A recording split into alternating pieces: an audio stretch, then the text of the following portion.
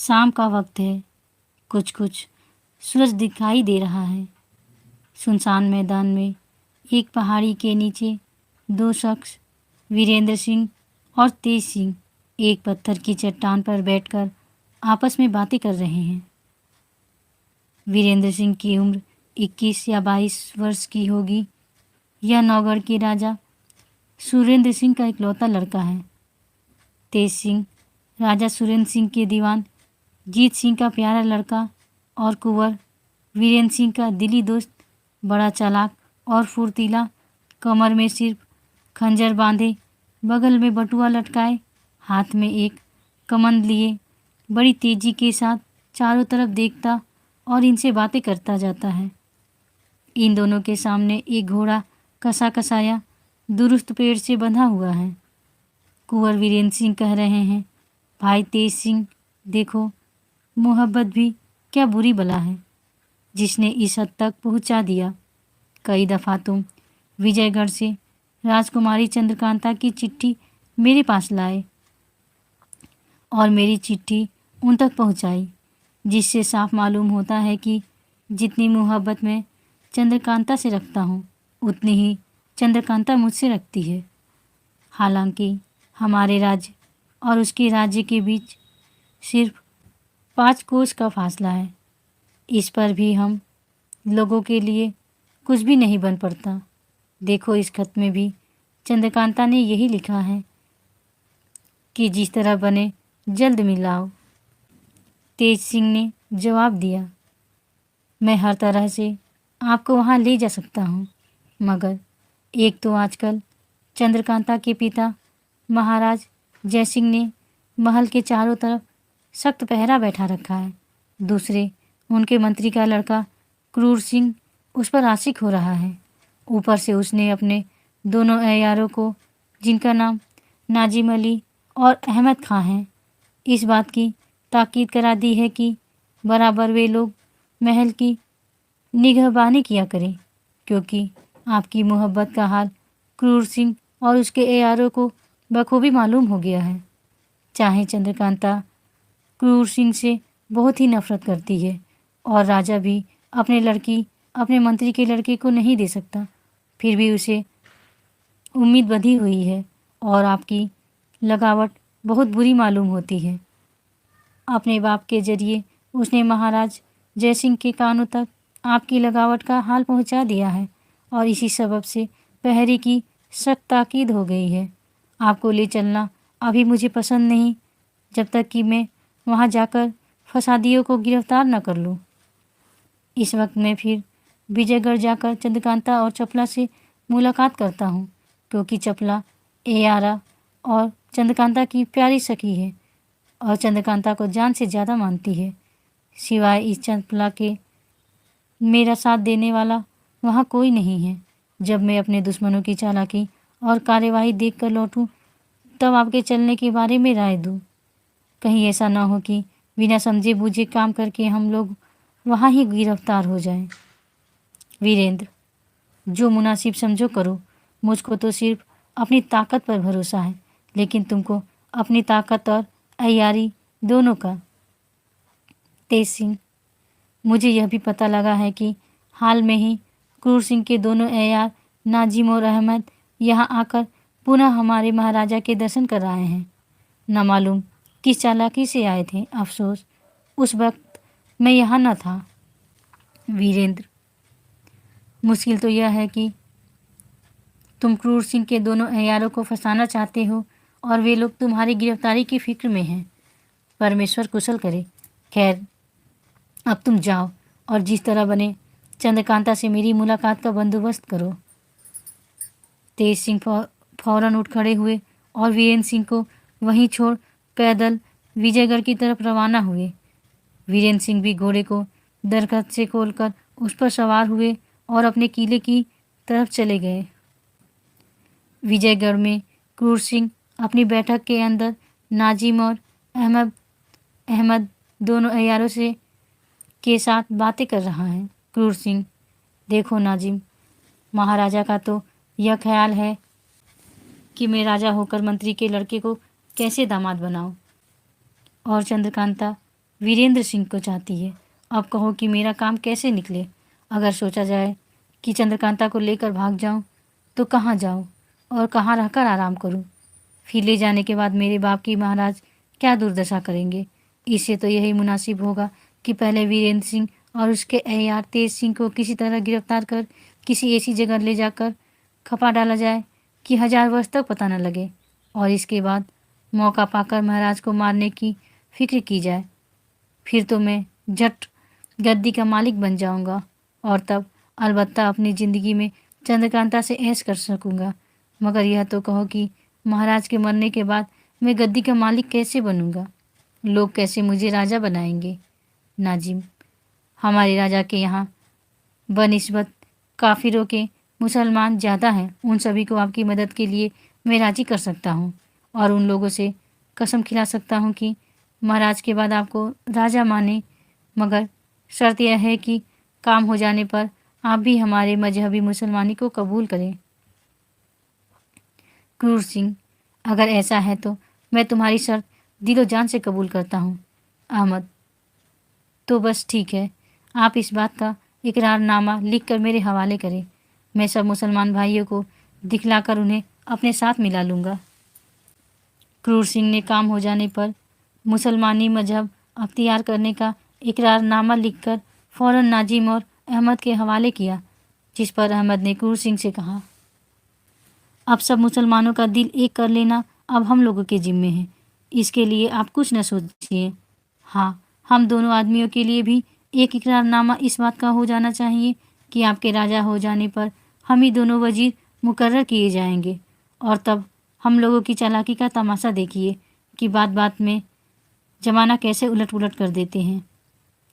क्रूर सिंह ने झटपट इस बात का भी इकरारनामा लिख दिया, जिससे वे दोनों बहुत ही खुश हुए। इसके बाद नाजिम ने कहा, इस वक्त हम लोग चंद्रकांता के हाल चाल की खबर लेने जाते हैं, क्योंकि शाम का वक्त बहुत अच्छा है। चंद्रकांता जरूर बाग में गई होगी और अपनी सखी चपला से अपनी विरह कहानी कह रही होगी। इसलिए हमको पता लगाना कोई मुश्किल ना होगा कि आजकल वीरेंद्र सिंह और चंद्रकांता के बीच में क्या हो रहा है। यह कहकर दोनों अय्यार क्रूर सिंह से विदा हुए। कुछ दिन बाकी है।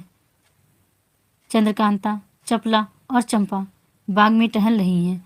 भीनी भीनी फूलों की महक धीमी हवा के साथ मिलकर तबीयत को खुश कर रही है। तरह तरह के फूल खिले हुए हैं।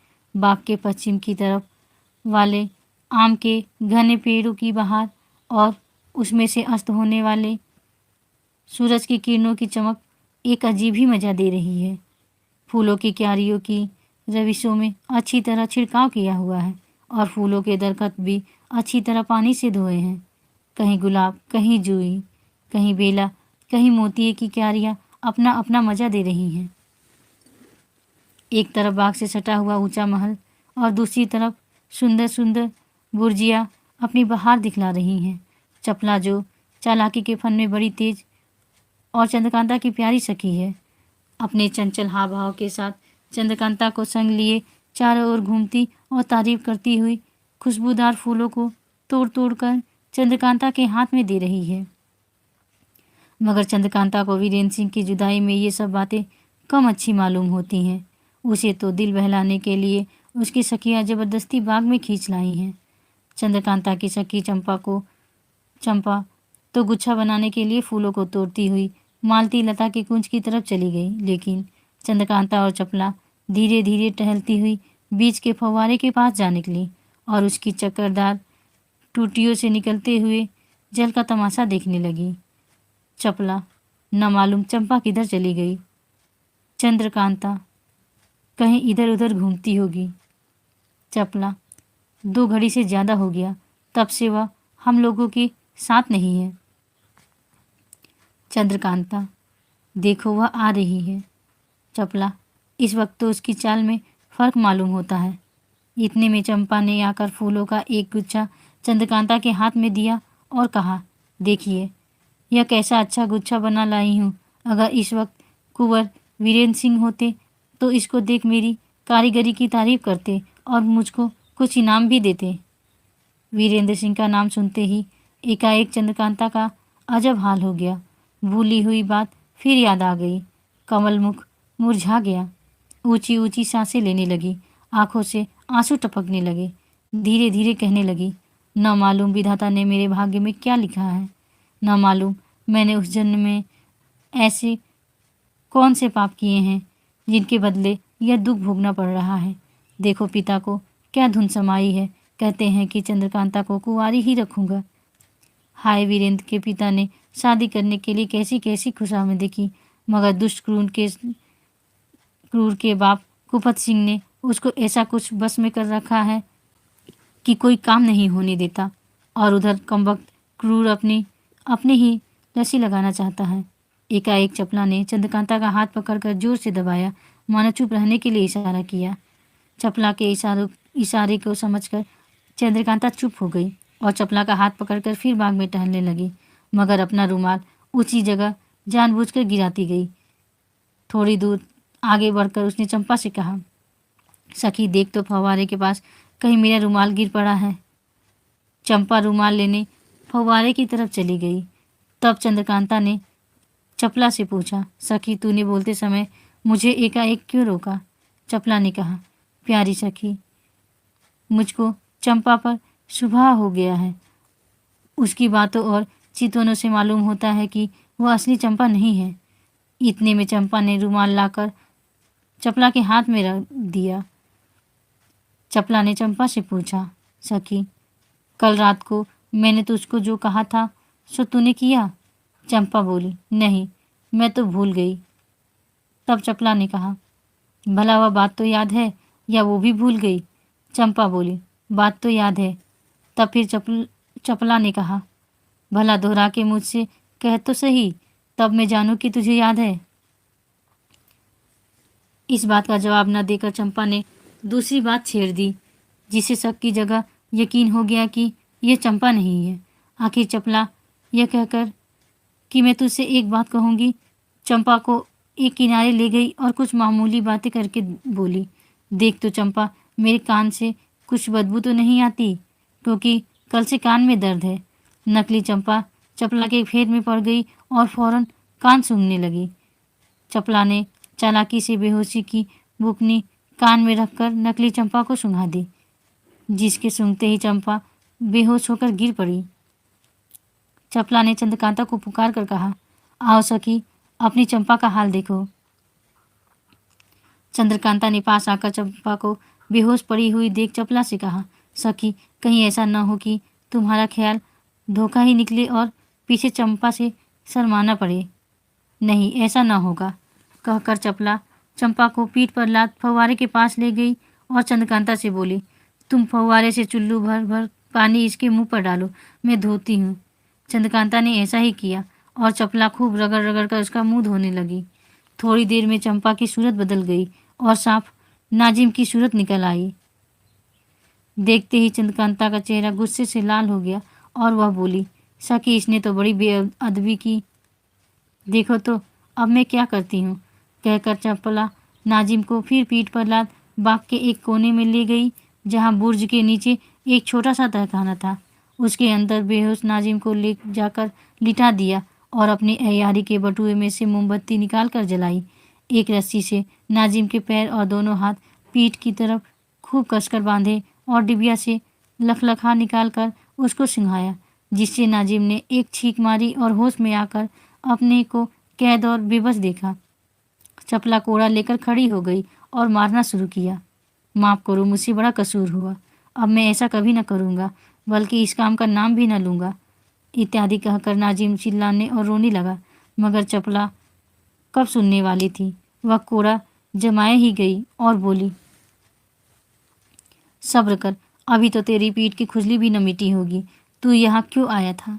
क्या तुझे बाग की हवा अच्छी मालूम हुई थी? क्या बाग की सैर को जी चाहा था? क्या तू नहीं जानता था कि चपला भी यहाँ होगी? हरामजादे के बच्चे, बेईमान, अपने बाप के कहने से तूने यह काम किया। देख, मैं उसकी भी तबीयत खुश कर देती हूँ। यह कहकर फिर मारना शुरू किया और पूछा, सच बता, तू कैसे यहाँ आया और चंपा कहाँ गई? मार के खौफ से नाजिम को असल हाल कहना पड़ा। वह बोला, चंपा को मैंने ही बेहोश किया था। बेहोशों की बेहोशी की दवा छिड़क कर फूलों का गुच्छा उसके रास्ते में रख दिया, जिसको सुनकर वह बेहोश हो गई। तब मैंने उसके मालती लता के कुंज में डाल दिया और उसकी सूरत बना उसके कपड़े पहन तुम्हारी तरफ चला आया। लो, मैंने सब हाल कह दिया, अब तो छोड़ दो। चपला ने कहा, ठहर, छोड़ती हूँ, मगर फिर भी 10-5 कोड़े और जमा ही दिए, यहाँ तक कि नाजिम बिलबिला उठा। तब चपला ने चंद्रकांता से कहा, सखी, तुम इसकी निगहबानी करो, मैं चंपा को ढूंढ कर लाती हूँ, कहीं वह पाजी झूठ न कहता हो। चंपा को खोजती हुई चपला मालती लता के पास पहुंची और बत्ती जलाकर ढूंढने लगी। देखा कि सचमुच चंपा एक झाड़ी में बेहोश पड़ी है और बदन पर उसके एक लता भी नहीं है। चपला उसे लखलखा सुनाकर होश में लाई और पूछा, क्यों, मिजाज कैसा है, खा गई न धोखा? चंपा ने कहा, मुझको क्या मालूम था कि इस समय यहाँ अय्यारी होगी। इस जगह फूलों का एक गुच्छा पड़ा था, जिसको उठाकर सुनते ही मैं बेहोश हो गई। फिर न मालूम क्या हुआ। हाय हाय, न जाने किसने मुझे बेहोश किया। मेरे कपड़े भी उतार लिए, बड़ी लागत के कपड़े थे।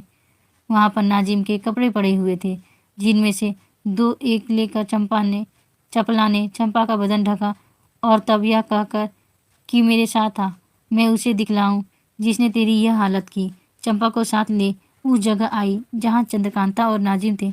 नाजिम की तरफ इशारा करके चपला ने कहा, देख, इसी ने तेरे साथ यह भलाई की थी। चंपा को नाजिम की सूरत देखते ही बड़ा क्रोध आया और वह चपला से बोली, बहन, अगर इजाज़त हो तो मैं भी 2-4 कोड़े लगाकर अपना गुस्सा निकाल लूँ। चपला ने कहा, हाँ हाँ, जितना जी चाहे इस मुँहे को जूतियाँ लगाओ। बस फिर क्या था, चंपा ने मनमाने कोड़े नाजिम को लगाए, यहाँ तक कि नाजिम घबरा उठा और जी में कहने लगा, खुदा क्रूर सिंह को गारद करे, जिसकी बदौलत मेरी यह हालत हुई। आखिरकार नाजिम को उसी कैदखाने में कैद कर तीनों महल की तरफ रवाना हुई। यह छोटा सा बाग, जिसमें ऊपर लिखी बातें हुई महल के संग सटा हुआ उसके पिछवाड़े की तरफ पड़ता था और खासकर चंद्रकांता के टहलने और हवा खाने के लिए ही बनवाया गया था। इसके चारों तरफ मुसलमानों का पहरा होने के सबब से ही अहमद और नाजिम को अपना काम करने का मौका मिल गया था। तेज सिंह वीरेंद्र सिंह से रुखसत होकर विजयगढ़ पहुँचे और चंद्रकांता से मिलने की कोशिश करने लगे, मगर कोई तरकीब न बैठी, क्योंकि पहरे वाले बड़ी होशियारी से पहरा दे रहे थे। आखिर सोचने लगे कि क्या करना चाहिए। रात चांदनी है, अगर अंधेरी रात होती तो कमन लगाकर ही महल के ऊपर जाने की कोशिश की जाती। आखिर तेज सिंह एकांत में गए और वहाँ अपनी सूरत एक चौबदार की सी बना महल की ड्योढ़ी पर पहुँचे।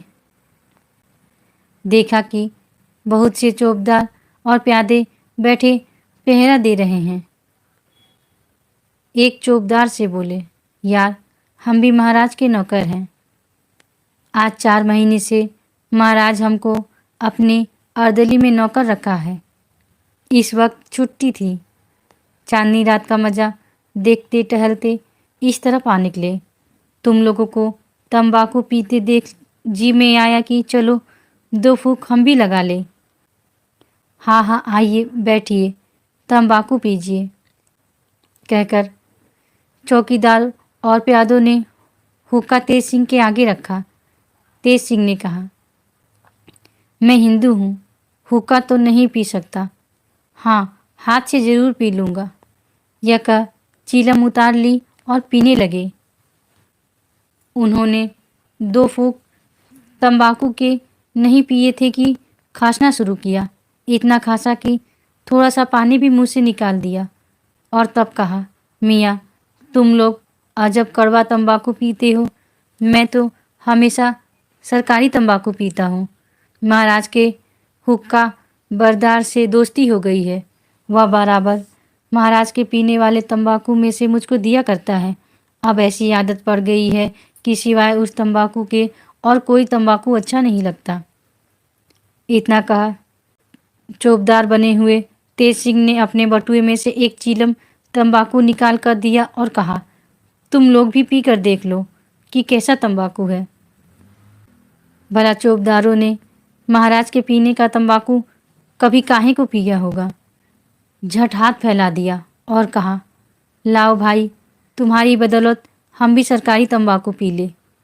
तुम बड़े किस्मतवार हो कि महाराज के साथ रहते हो। तुम तो खूब चैन करते होगे।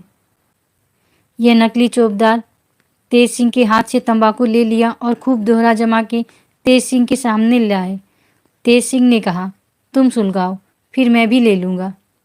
अब हुक्का गुड़गुड़ाने लगा और साथ ही गप्पे भी उड़ने लगी। थोड़ी ही देर में सब चौबदार और प्यादों का सर घूमने लगा, यहाँ तक कि झुकते झुकते सब औंधे होकर गिर पड़े और बेहोश हो गए। अब क्या था, बड़ी आसानी से तेज सिंह फाटक के अंदर घुस गए और नज़र बचाकर बाग में पहुंचे। देखा कि हाथ में रोशनी लिए सामने से एक लौंडी चली आ रही है। तेज सिंह ने फुर्ती से उसके गले में कमर डाली और ऐसा झटका दिया कि वह चू तक न कर सकी और जमीन पर गिर पड़ी। तुरंत उसे बेहोशी की बुकनी सुंघाई और जब बेहोश हो गई तो उसे वहां से उठाकर किनारे ले गए। बटुए में से सामान निकाल मोमबत्ती जलाई और सामने आईना रख अपनी सूरत उसी के जैसे बनाई। इसके बाद उसको वही छोड़ उसी के कपड़े पहन महल की तरफ रवाना हुए और वहां पहुंचे जहां चंद्रकांता, चपला और चंपा 10-5 लौंडियों के साथ बातें कर रही थी। लौंडी की सूरत बनाए हुए तेज सिंह भी एक किनारे जाकर बैठ गए। तेज सिंह को देख चपला बोली, क्यों केतकी, जिस काम के लिए मैंने तुझको भेजा था, क्या वह काम तू कर आई जो चुपचाप आकर बैठ गई है? चपला की बात सुन तेज सिंह को मालूम हो गया कि जिस लौंडी को मैंने बेहोश किया है और जिसकी सूरत बनाकर आया हूँ, उसका नाम केतकी है, नकली केतकी।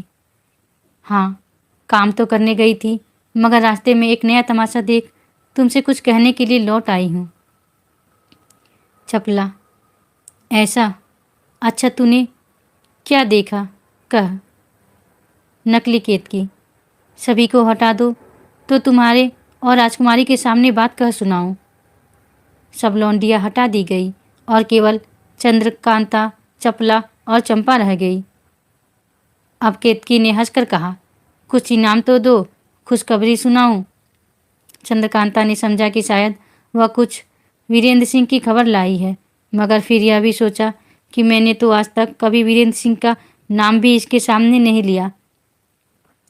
तब यह क्या मामला है? कौन सी खुशखबरी है जिसके सुनाने के लिए यह पहले से ही इनाम मांगती है? आखिर चंद्रकांता ने केतकी से कहा। हाँ हाँ, इनाम दूंगी, तू कह तो सही, क्या खुशखबरी लाई है? केतकी ने कहा, पहले दे दो तो कहूँ, नहीं तो जाती हूँ। यह कह उठकर खड़ी हो गई। केतकी के ये नखरे देख चपला से न रहा गया और वह बोल उठी, क्यों री केतकी, आज तुझको क्या हो गया है कि ऐसी बढ़ बढ़ कर बातें कर रही है? लगाऊं 2 लात उठ के? केतकी ने जवाब दिया, क्या मैं तुझसे कमज़ोर हूँ जो तू लात लगावेगी और मैं छोड़ दूंगी? अब चपला से न रहा गया और केतकी का झोटा पकड़ने के लिए दौड़ी, यहाँ तक कि दोनों आपस में कूद गए। इत्तेफाक से चपला का हाथ नकली केतकी की छाती पर पड़ा, जहाँ की सफाई देख वह घबरा उठी और झट से अलग हो गई। नकली केतकी हंसकर, क्यों, भाग क्यों गई? आओ लड़ो। चपला अपनी कमर से कटार निकाल सामने हुई और बोली, ओ यार, सच बता, तू कौन है, नहीं तो अभी जान ले डालूंगी। इसका जवाब नकली केतकी ने चपला को कुछ न दिया और वीरेंद्र सिंह की चिट्ठी निकालकर सामने रख दी। चपला की नज़र भी इस चिट्ठी पर पड़ी और गौर से देखने लगी। वीरेंद्र सिंह के हाथ की लिखावट देख समझ गई कि यह तेज सिंह है, क्योंकि सिवाय तेज सिंह के और किसी के हाथ वीरेंद्र सिंह की अभी चिट्ठी नहीं भेजेंगे। यह सोच समझ चपला शर्मा गई और गर्दन नीची कर चुप हो रही, मगर जी में तेज सिंह की सफाई और चालाकी की तारीफ करने लगी। बल्कि सच तो यह है कि तेज सिंह की मोहब्बत ने उसके दिल में जगह बना ली। चंद्रकांता ने बड़ी मोहब्बत से वीरेंद्र सिंह का खत पढ़ा और तब तेज सिंह से बातचीत करने लगी। चंद्रकांता, क्यों तेज सिंह, उनका मिजाज तो अच्छा है। तेज सिंह, मिजाज क्या, खाक अच्छा होगा, खाना पीना सब छूट गया, रोते रोते आंखें सूज आई, दिन रात तुम्हारा ध्यान है, बिना तुम्हारे मिले उनको कब आराम है। 1000 समझाता हूँ मगर कौन सुनता है। अभी उसी दिन तुम्हारी चिट्ठी लेकर मैं गया था, आज उनकी हालत देखकर फिर यहाँ आना पड़ा। कहते थे कि मैं खुद चलूँगा। किसी तरह समझा बुझाकर यहाँ आने से रोका और कहा कि आज मुझको जाने दो, मैं जाकर वहाँ बंदोबस्त कराऊं, तब तुमको ले चलूँगा, जिससे किसी तरह का नुकसान न हो। चंद्रकांता, अफसोस तुम उनको अपने साथ न लाए, कम से कम मैं उनका दर्शन तो कर लेती। देखो यहाँ क्रूर सिंह के दोनों अय्यारों ने इतना उधम मचा रखा है कि कुछ कहा नहीं जाता। पिताजी को मैं कितना रोकती और समझाती हूँ कि क्रूर सिंह के दोनों अय्यार मेरे दुश्मन हैं, मगर महाराज कुछ नहीं सुनते, क्योंकि क्रूर सिंह ने उनको अपने बस में कर रखा है। मेरी और कुमार की मुलाकात का हाल बहुत कुछ बढ़ा चढ़ा कर महाराज को न मालूम किस तरह समझा दिया है कि महाराज उसे सच्चों का बादशाह समझ गए हैं। वह हरदम महाराज के काम के कान भरा करता है। अब वे मेरी कुछ भी नहीं सुनते। हाँ, आज बहुत कुछ कहने का मौका मिला है, क्योंकि आज मेरी प्यारी सखी चपला ने नाजिम को इस पिछवाड़े वाले बाग में गिरफ्तार कर लिया है। कल महाराज के सामने उसको ले जाकर तब कहूँगी कि आप अपने क्रूर सिंह की सच्चाई को देखिए। अगर मेरे पहरे पर मुकर्रर किया ही था तो बाग के अंदर जाने की इजाज़त किसने दी थी? यह कहकर चंद्रकांता ने नाजिम के गिरफ्तार होने और बाग के तहखाने में कैद करने का सारा हाल तेज सिंह को कह सुनाया। तेज सिंह चपला की चालाकी सुनकर हैरान हो गए और मन ही मन उसको प्यार करने लगे, पर कुछ सोचने के बाद बोले, चपला ने चालाकी तो खूब की, मगर धोखा खा गई। यह सुन चपला हैरान हो गई। हाय राम, मैंने क्या धोखा खाया? पर कुछ समझ में नहीं आया। आखिर न रहा गया, तेज सिंह से पूछा, जल्दी बताओ, मैंने क्या धोखा खाया? तेज सिंह ने कहा, क्या तुम इस बात को नहीं जानती थी कि नाजिम बाग में पहुंचा तो अहमद भी जरूर आया होगा? फिर बाग ही में नाजिम को क्यों छोड़ दिया? तुमको मुनासिब था कि जब उसको गिरफ्तार किया ही था तो महल में लाकर कैद करती, या उसी वक्त महाराज के पास भिजवा देती। अब जरूर अहमद नाजिम को छुड़ा ले गया होगा। इतनी बात सुनते ही चपला के होश उड़ गए और बहुत शर्मिंदा होकर बोली, सच है, बड़ी भारी गलती हुई, इसका किसी ने ख्याल न किया। तेज सिंह, और कोई क्यों ख्याल करता? तुम तो चालाक बनती हो, अय्यारा कहलाती हो, इसका ख्याल तुमको होना चाहिए कि दूसरों को। खैर जाके देखो वह है या नहीं। चपला दौड़ी हुई बाग की तरफ गई। तहखाने के पास जाते ही देखा कि दरवाज़ा खुला पड़ा है। बस फिर क्या था, यकीन हो गया कि नाजिम को अहमद छुड़ा ले गया। तहखाने के अंदर जाकर देखा तो खाली पड़ा हुआ था। अपनी बेवकूफ़ी पर अफसोस करते हुए लौट आई और बोली, क्या कहूँ, सचमुच अहमद नाजिम को छुड़ा ले गया। अब तेज सिंह ने छेड़ना शुरू किया। बड़ी एयार बनती थी, कहती थी हम चालाक हैं, होशियार हैं, ये हैं वो हैं। बस एक अदने एयार ने नाकों में दम कर डाला। चपला झुंझला उठी और चिढ़कर बोली, चपला नाम नहीं जो अब की बार दोनों को गिरफ्तार कर इसी कमरे में लाकर बेहिसाब जूतियां न लगाऊं। तेज सिंह ने कहा, बस तुम्हारी कारीगिरी देखी गई, अब देखो मैं कैसे एक एक को गिरफ्तार कर अपने शहर में ले जाकर कैद करता हूँ। इसके बाद तेज सिंह ने अपने आने का पूरा हाल चंद्रकांता और चपला से कह सुनाया और यह भी बतला दिया कि फला जगह पर मैं केतकी को बेहोश करके डाल आया हूँ, तुम जाकर उसे उठा लाना। उसके कपड़े मैं न दूंगा, क्योंकि इसी सूरत से बाहर चला जाता हूँ। देखो सिवाय तुम तीनों को यह हाल और किसी को न मालूम हो, नहीं तो सब काम बिगड़ जाएगा।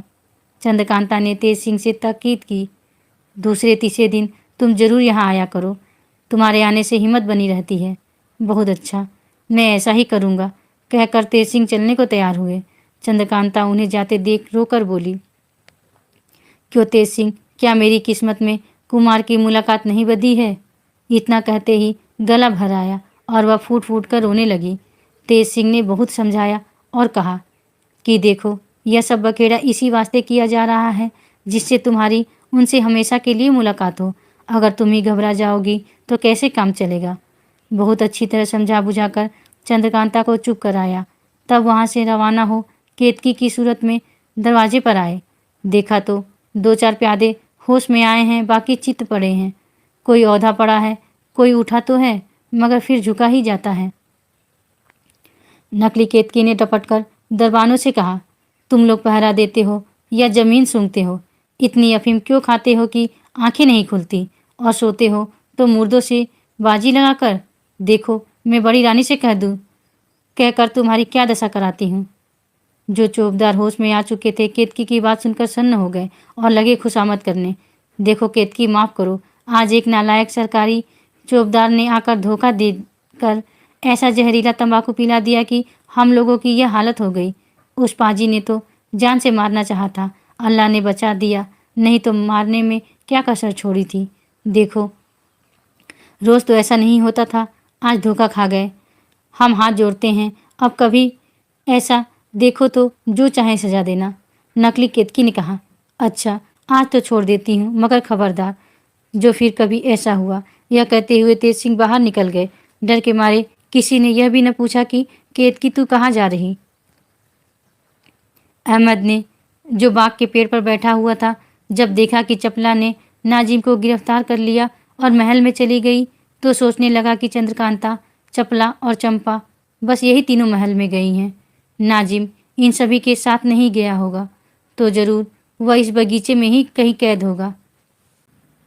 यह सोच वह पेड़ से उतर इधर उधर ढूंढने लगा। जब उस तहखाने के पास पहुंचा जिसमें नाजिम कैद था, तो भीतर से चिल्लाने की आवाज़ आई, जिसे सुन उसने पहचान लिया कि नाजिम की आवाज़ है। तहखाने के किवाड़ खोल अंदर गया। नाजिम को बंधा पा झट से उसकी रस्सी खोली और तहखाने के बाहर आकर बोला, चलो जल्दी इस बगीचे के बाहर हो जाए। तब सब हाल सुने कि क्या हुआ। नाजिम और अहमद बगीचे के बाहर आए और चलते चलते आपस में बातचीत करने लगे।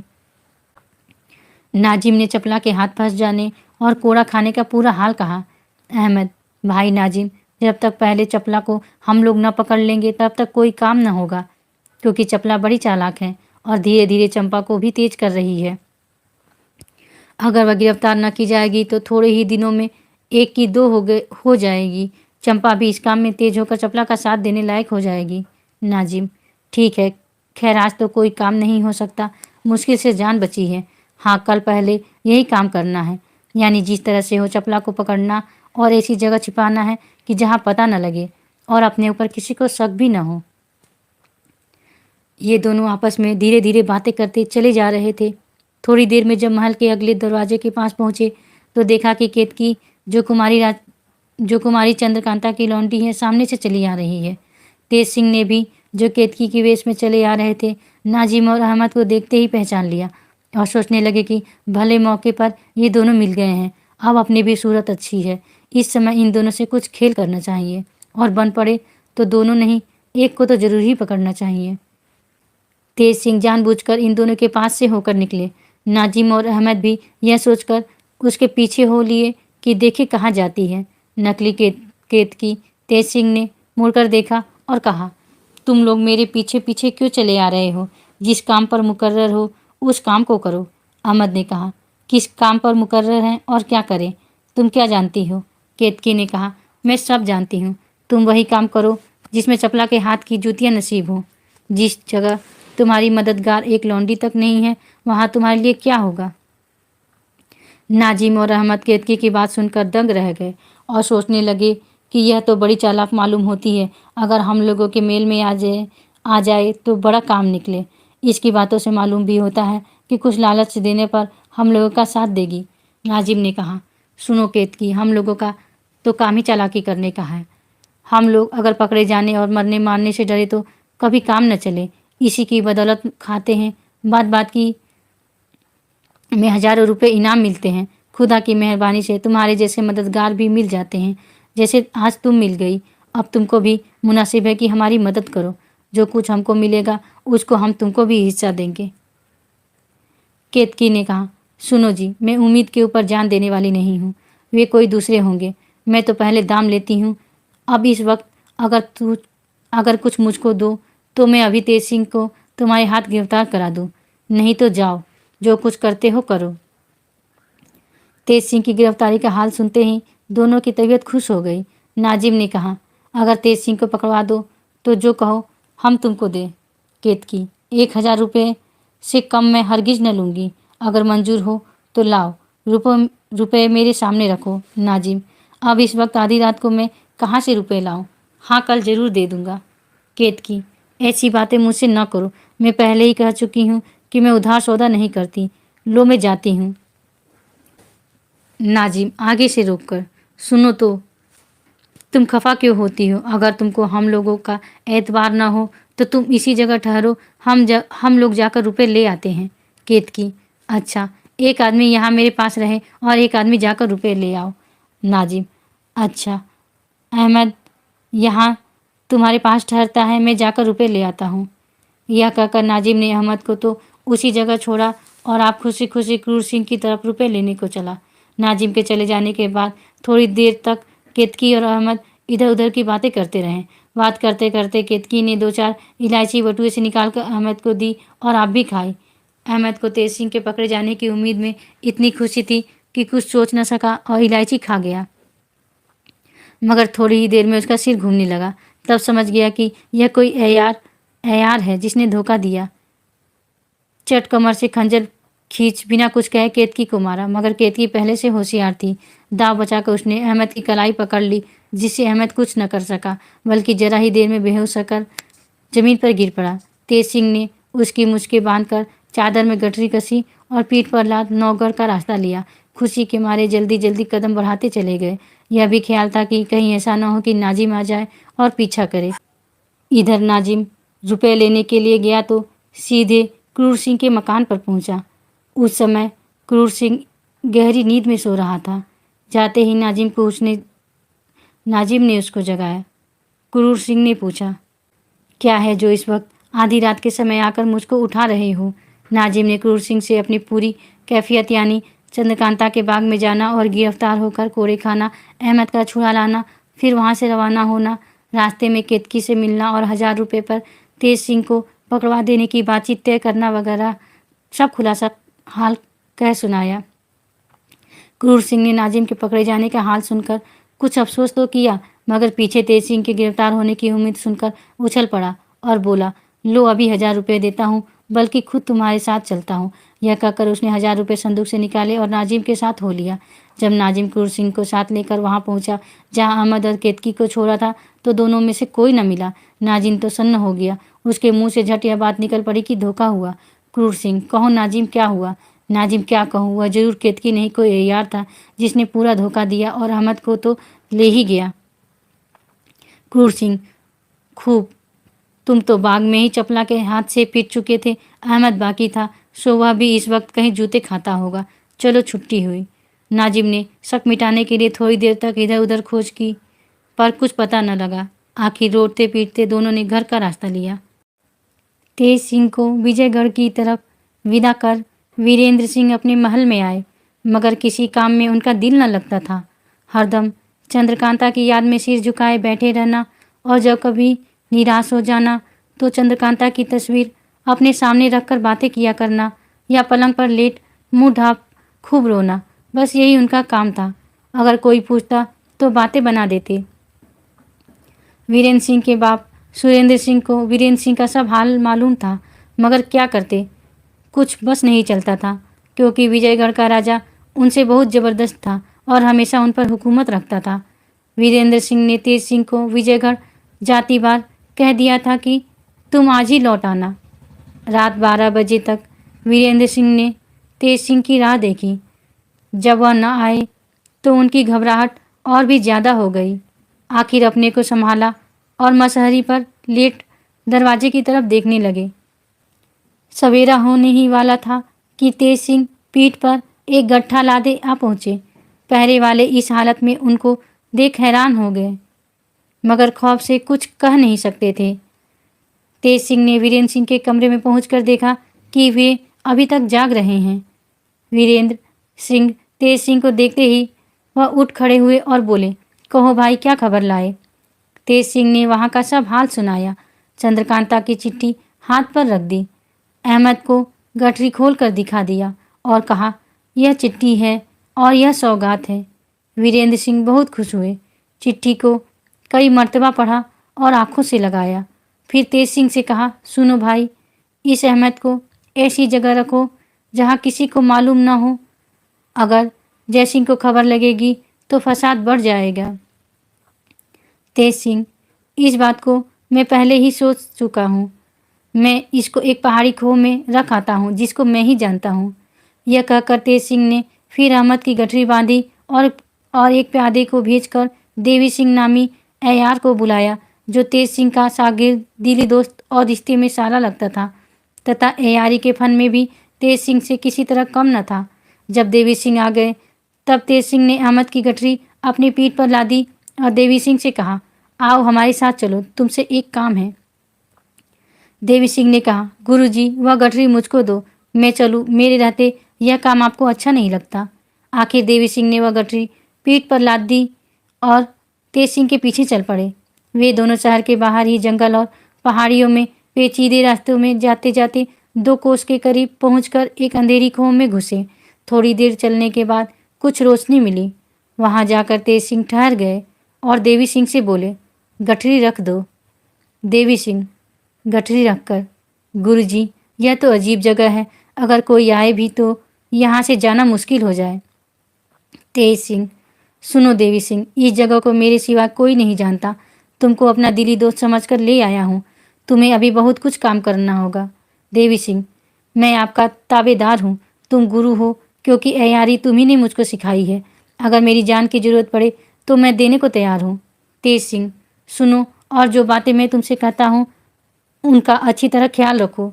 यह सामने जो पत्थर का दरवाज़ा देखते हो, इसको खोलना सिवाय मेरे कोई भी नहीं जानता, या फिर मेरे उस्ताद जिन्होंने मुझको अय्यारी सिखाई थी वे जानते थे।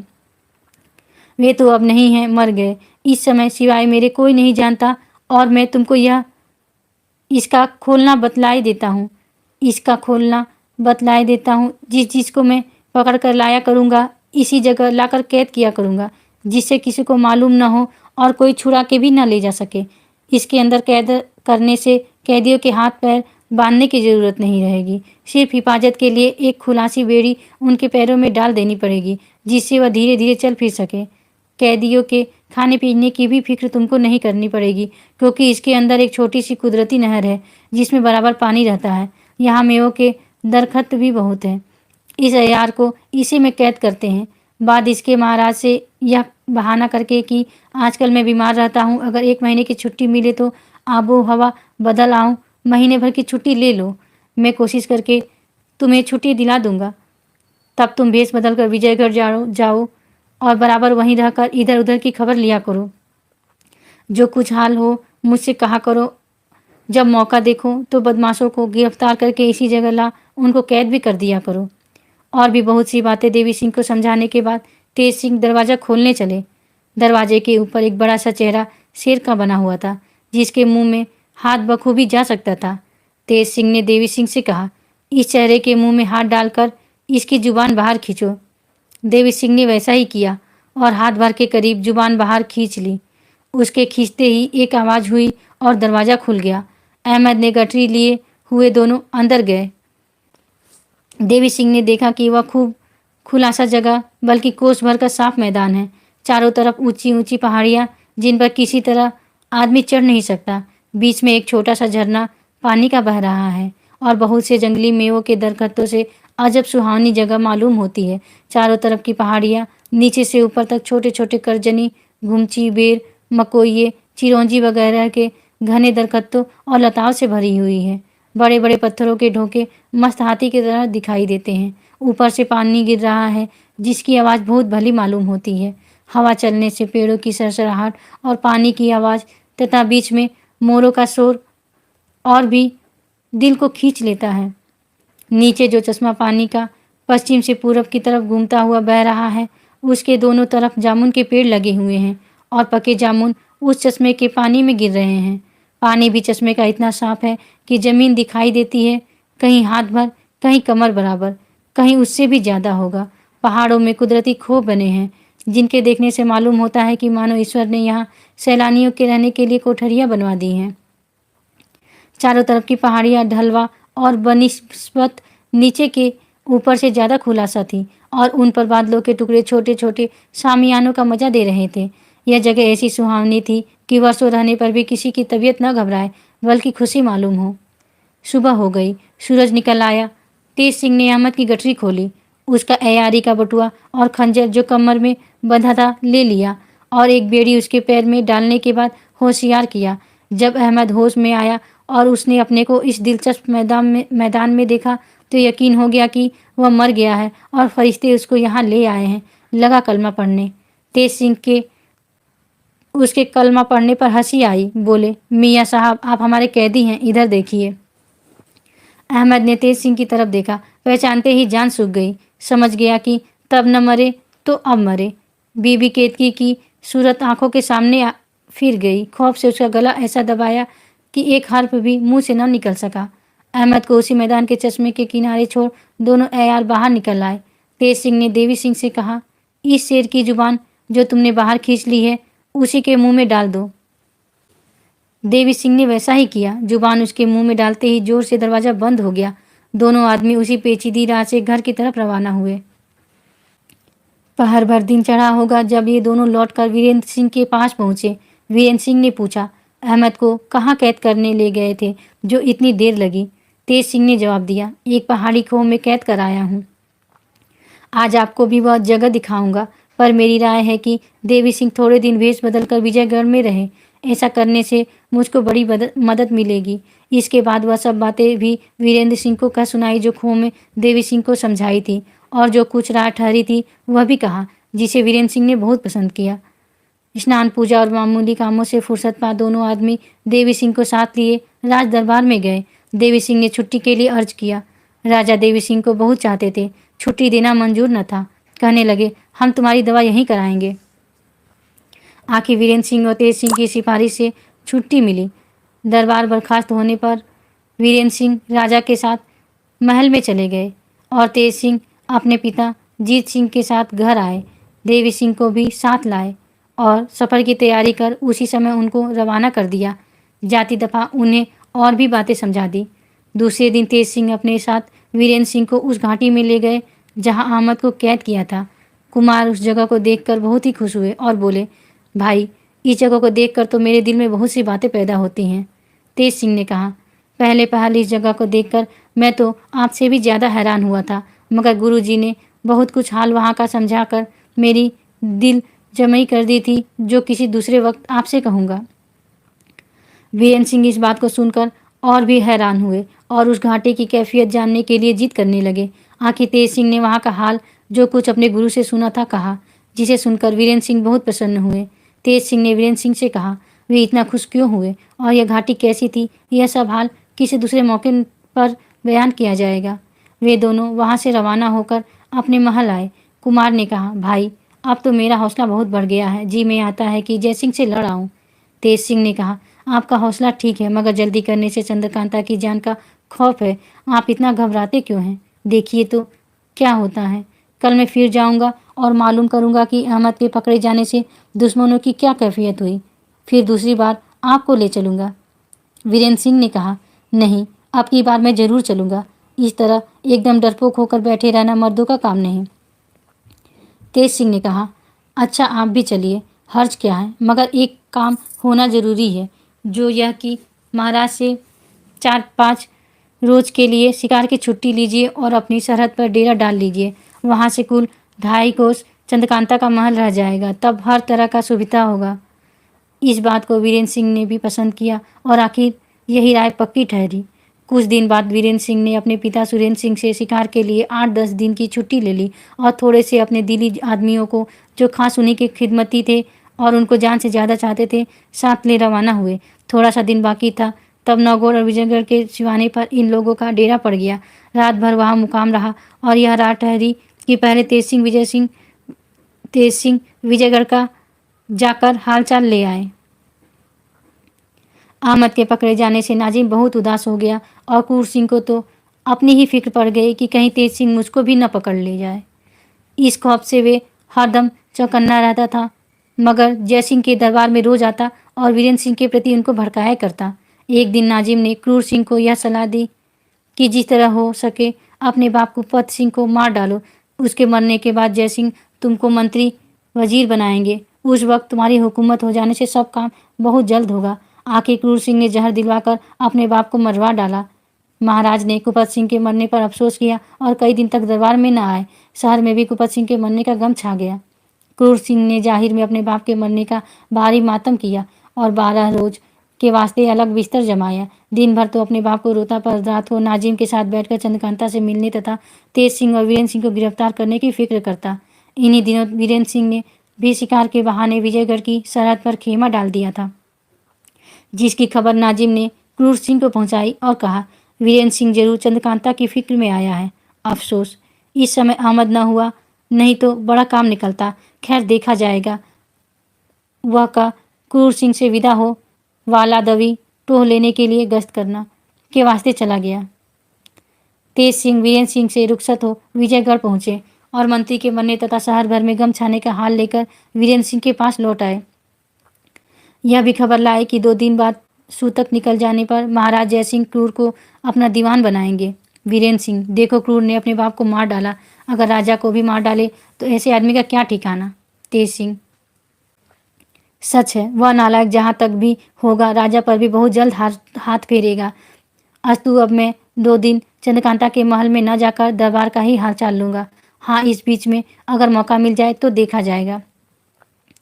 वीरेंद्र सिंह, सो सब कुछ नहीं, चाहे जो हो, आज मैं चंद्रकांता से जरूर मुलाकात करूँगा। तेज सिंह, आप जल्दी न करें, जल्दी ही सब कामों को बिगाड़ती है। वीरेंद्र, जो भी हो, मैं तो जरूर जाऊँगा। तेज सिंह ने बहुत समझाया, मगर चंद्रकांता की जुदाई में उनको भला बुरा क्या सोचता था। एक न मानी और चलने को तैयार हो गए। आखिर तेज सिंह ने कहा, खैर नहीं मानते तो चलिए, जब आपकी ऐसी मर्जी है तो हम क्या करें, जो कुछ होगा देखा जाएगा। शाम के वक्त ये दोनों टहलने के लिए खेमे के बाहर निकले और अपने प्यादों से कह गए कि अगर हम लोगों के आने में देर हो गई तो घबराना मत। टहलते हुए दोनों विजयगढ़ की तरफ रवाना हुए। कुछ रात गई होगी जब चंद्रकांता के उसी नजरबाग के पास पहुंचे जिसका हाल पहले लिख चुके हैं। रात अंधेरी थी, इसलिए इन दोनों को बाग में जाने के लिए कोई आश्चर्य न करना पड़ा। पहरे वालों को बचाकर कमंद फेंका और उसके जरिए बाग के अंदर एक घरने पेड़ के नीचे खड़े हो इधर उधर निगाह दौड़ाकर देखने लगे। बाग के बीचों बीच संगमरमर के एक साफ चिकने चबूतरे पर मोमी सामदाना जल रहा था। चंद्रकांता, चपला और चंपा बैठी बातें कर रही थी। चपला बातें भी करती जाती थी और इधर उधर तेजी के साथ निगाह भी दौड़ा रही थी। चंद्रकांता को देखते ही वीरेंद्र सिंह का अजब हाल हो गया। बदन में कपकपी होने लगी, यहाँ तक कि बेहोश होकर गिर पड़े। मगर वीरेंद्र सिंह की यह हालत देख तेज सिंह पर कोई प्रभाव न हुआ। झट अपने अयारी बटुए से लखलखा निकाल सुंघा दिया और होश में लाकर कहा, देखिए, दूसरे के मकान में आपको इस तरह बेसुध न होना चाहिए। अब आप अपने को संभालिए और इसी जगह ठहरिए, मैं जाकर बात कर रहा हूँ, तब आपको ले चलूँ। यह कहकर उन्हें उसी पेड़ के नीचे छोड़ उस जगह गए जहाँ चंद्रकांता, चपला और चंपा बैठी थी। तेज सिंह को देखते ही चंद्रकांता बोली, क्यों जी, इतने दिन कहाँ रहे? क्या इसी का नाम मुरव्वत है? अब कि आए हो तो अकेले ही आए? वाह, ऐसा ही था तो हाथ में चूड़ी पहन लेते। शर्मिंदा होकर कि डींग क्यों मारते हैं? जब उनकी मोहब्बत का यही हाल है तो मैं जी कर क्या करूँगी? कहकर चंद्रकांता रोने लगी, यहाँ तक कि हिचकी बच गई। तेज सिंह उसकी हालत देख बहुत घबराए और बोले, बस इसी को नादानी कहते हैं। अच्छी तरह हाल भी न पूछा और लगी रोने। ऐसा ही है तो उनको लिए आता हूँ। यह कहकर तेज सिंह वहाँ गए जहाँ वीरेंद्र सिंह को छोड़ा था और उनको अपने साथ ले चंद्रकांता के पास लौटे। चंद्रकांता वीरेंद्र सिंह के मिलने से बड़ी खुश हुई। दोनों मिलकर खूब रोए, यहाँ तक कि बेहोश हो गए, मगर थोड़ी देर बाद होश में आ गए और आपस में मिलकर मिली मोहब्बत की बातें करने लगे। अब जमाने का उलट फेर देखिए। घूमता फिरता टोर लगाता नाजिम भी उसी जगह आ पहुंचा और दूर से इन सभी की खुश भरी मजलिस देखकर जल मरा। तुरंत ही लौटकर क्रूर सिंह के पास पहुंचा। क्रूर सिंह ने नाजिम को घबराया हुआ देखा और पूछा, क्यों, क्या बात है जो तुम इतना घबराए हुए हो? नाजिम, है क्या, जो मैं सोचता था वही हुआ। यही वक्त चालाकी का है। अगर अब कुछ न बन पड़ा तो बस हमारी किस्मत फूट गई, ऐसा ही समझना पड़ेगा। क्रूर सिंह, तुम्हारी बातें तो कुछ समझ में नहीं आती, खुलासा कहो, क्या बात है?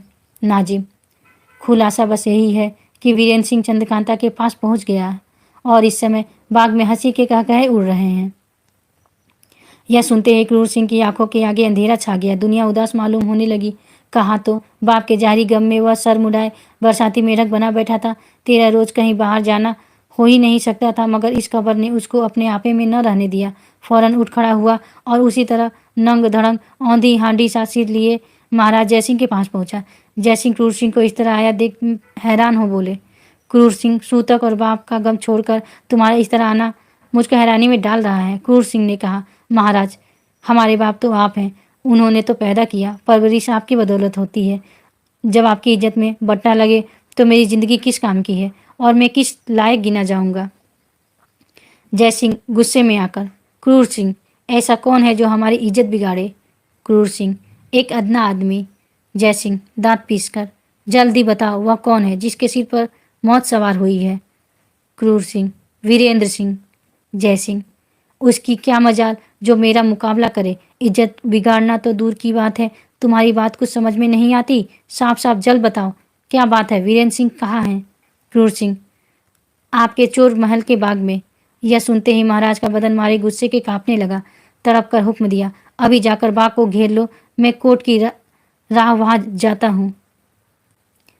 वीरेंद्र सिंह चंद्रकांता से मीठी मीठी बातें कर रहे हैं। चपला से तेज सिंह उलझ रहे हैं।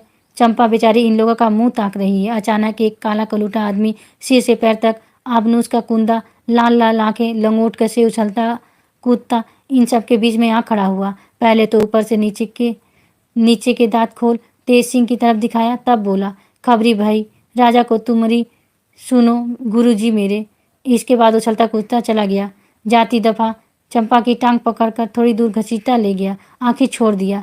यह देख सब हैरान हो गए और डरे कि यह पिशाच कहाँ से आ गया। चंपा बेचारी तो चिल्ला उठी, मगर तेज सिंह फौरन उठ खड़े हुए और वीरेंद्र सिंह का हाथ पकड़ के बोले, चलो जल्दी उठो, अब बैठने का मौका नहीं। चंद्रकांता की तरफ देख कर बोले, हम लोगों के जल्दी चले जाने का रंज तुम मत करना, और जब तक महाराज यहाँ ना आए इसी तरह सबके सब बैठी रहना। चंद्रकांता, इतनी जल्दी करने का सबब क्या है, और यह कौन था जिसकी बातें सुनकर भागना पड़ा? तेज सिंह, जल्दी से, अब बात करने का मौका नहीं रहा। यह कहकर वीरेंद्र सिंह को जबरदस्ती उठाया और साथ ले कमंद के जरिए बाग के बाहर हो गए। चंद्रकांता को वीरेंद्र सिंह का इस तरह चला जाना बहुत बुरा मालूम हुआ। आंखों में आंसू पर चपला से बोली, यह क्या तमाशा हो गया, कुछ समझ में नहीं आता। उस पिचास को देखकर मैं कैसी डरी। मेरे कलेजे पर हाथ रख कर देखो, अभी तक धड़धड़ा रहा है। तुमने क्या ख्याल किया? चपला ने कहा, कुछ ठीक समझ में नहीं आता। हाँ, इतना जरूर है कि इस समय वीरेंद्र सिंह के यहाँ आने की खबर महाराज को हो गई है, वे जरूर आते होंगे। चंपा बोली, न मालूम मुए को मुझसे क्या दुश्मनी थी। चंपा की बात पर चपला को हंसी आ गई, मगर हैरान थी कि यह क्या खेल हो गया। थोड़ी देर तक किसी तरह की ताज्जुब भरी बातें होती रही। इतने में ही बाग के चारों तरफ शोरगुल की आवाज़ें आने लगी। चपला ने कहा, रंग बुरे नजर आने लगे, मालूम होता है बाग को सिपाहियों ने घेर लिया। बात पूरी भी न हो पाई थी कि सामने महाराज आते हुए दिखाई पड़े। देखते ही देखते सबके सब उठ खड़ी हुई। चंद्रकांता ने बढ़कर पिता के आगे सिर झुकाया और कहा, इस समय आपके एकाएक आने, इतना कहकर चुप हो रही। जयसिंह ने कहा, कुछ नहीं, तुम्हें देखने को जी चाहा इसलिए चले आए।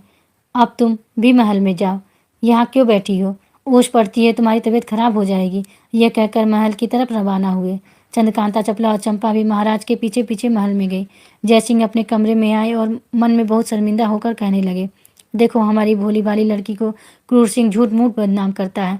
ना मालूम इस नालायक के जी में क्या समाई है, बेधड़क उस बेचारी को ऐब लगा दिया। अगर लड़की सुनेगी तो क्या कहेगी?